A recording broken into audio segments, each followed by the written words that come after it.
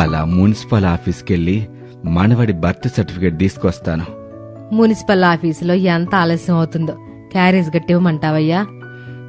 వద్దులే, మరీ ఆలస్యం అయితే ఏదో ఒకటి తింటానులే. నువ్వు కాఫీలు టీలు ఎక్కువగా తాగబాక, దాహం వేస్తే కొబ్బరి బొండాలు తాగు. మరి నేను వెళ్ళొస్తాను.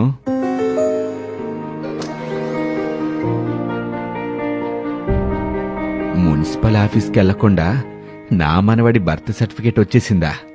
అవునన్నా, మన నారా లోకేష్ గారు ప్రజలకు సర్టిఫికేట్ల కోసం ప్రభుత్వ ఆఫీసుల చుట్టూ తిరిగి టైం వేస్ట్ అవ్వకుండా భారతదేశంలోనే మొదటిసారి వాట్సాప్ గవర్నెన్స్ సిస్టమ్ ని మొదలుపెట్టారు. పౌర సేవలు అందించేందుకు దేశంలోనే తొలిసారిగా మనమిత్ర పేరుతో లోకేష్ గారు ఈ వాట్సాప్ గవర్నెన్స్ కి శ్రీకారం చుట్టారు.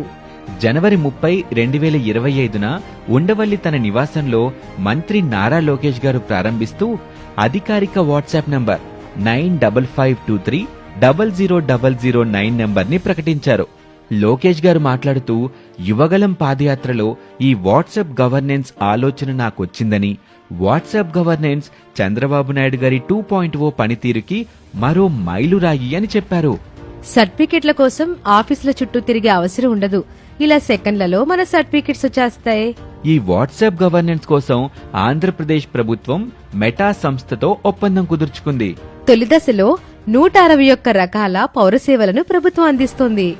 యువగలం పాదయాత్రలో లోకేష్ గారు ప్రజల కష్టాలు తెలుసుకున్నారు కాబట్టే ప్రజలకి కష్టాలు లేకుండా ఇలాంటి మంచి పనులు చేస్తున్నారు. అందుకే ఇది మంచి ప్రభుత్వం.